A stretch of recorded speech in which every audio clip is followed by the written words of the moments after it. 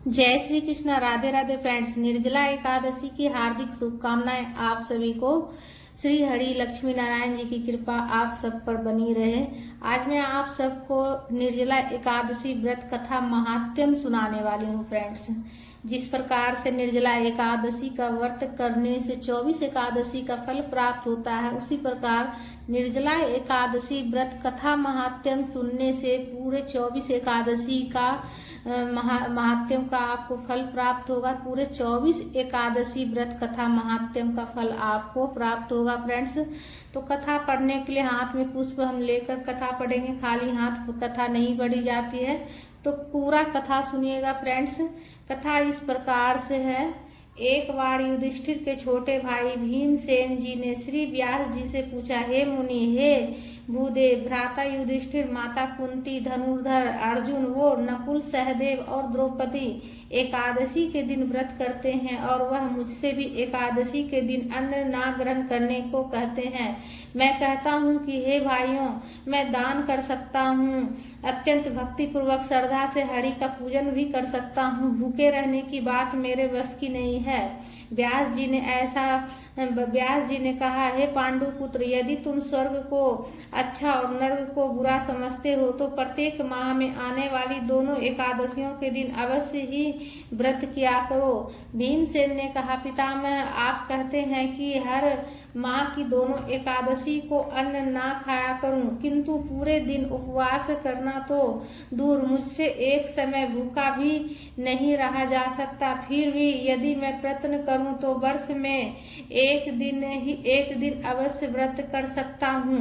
अतः आप मुझे एक व्रत बताइए। श्री व्यास जी ने कहा, भीम, ऋषियों में एवं महर्षियों ने अनेक शास्त्रों की रचना की है। यदि कलयुग में मनुष्य उन पर आचरण करे तो अवश्य ही मुक्ति को प्राप्त कर सकता है। पुराणों का कथन है कि प्रत्येक माह की दोनों एकादशियों का व्रत करने से अवश्य ही स्वर्ग की प्राप्ति होती है। फिर भी हे भीम, कृष्ण और मिथुन की संक्रांति के मध्य में ज्येष्ठ मास की शुक्ल पक्ष एकादशी को निर्जला एकादशी कहते हैं।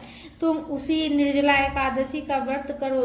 इस एकादशी में जल का प्रयोग आचमन में 6 मासे से अधिक नहीं होता है, क्योंकि इससे अधिक जल का प्रयोग करने की गणना मदपान से हो जाती है। और इस दिन भोजन ना करें, क्योंकि इससे व्रत नष्ट हो जाता है। यदि सूर्योदय से सूर्यास्त होने तक व्रती जल पान ना करे तो उसे 12 एकादशी के फल की प्राप्ति होती है। द्वादशी के दिन सूर्योदय से पहले उठकर स्नान कर ब्राह्मणों को दान, तत्पश्चात किसी भूखे ब्राह्मण को भोजन कराना चाहिए, फिर स्वयं भोजन करे। इस प्रकार व्रत करने का फल संपूर्ण एक वर्ष की एकादशियों के समान फल होता है। हे भीमसेन, स्वयं श्री हरि ने मुझसे कहा था कि इस एकादशी का पुण्य समस्त तीर्थों और दानों के पुण्य के समान होता है। इस दिन निर्जल रहने से मनुष्य के समस्त पाप नष्ट हो जाते हैं, और जो मनुष्य एकादशी के दिन निर्जल रहते हैं उन्हें मृत्यु के समान यम के भयानक दूत दिखाई नहीं देते, और उसे भगवान विष्णु के पार्षद लेने को आते हैं और पुष्पक विमान में बिठाकर स्वयं को ले जाते हैं। उस दिन ओम नमो भगवते वासुदेवाय महामंत्र का उच्चारण करना चाहिए और गौ का दान करना श्रेष्ठ है। श्री व्यास जी की शिक्षा मानकर महाबली भीमसेन ने निर्जला एकादशी व्रत किया। इसलिए इस दिन को भीमसेन या पांडव एकादशी के नाम से संबोधित है। निर्जला व्रत करने से पहले भगवान की पूजा करनी चाहिए और हाथ जोड़कर विनय करें कि हे भगवान, मैं आज निर्जला एकादशी व्रत करता हूँ, आप मेरी मनोकामना पूर्ण करें।